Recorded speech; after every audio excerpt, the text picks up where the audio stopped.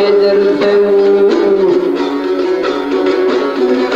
Edirelim çağlasını gidip bakısın edirdim. Görevine uyle verirse gedadır gülün vursun.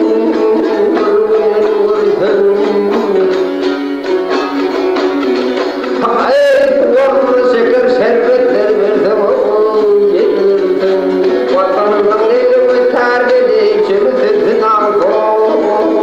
Çelüsüzün ağzı.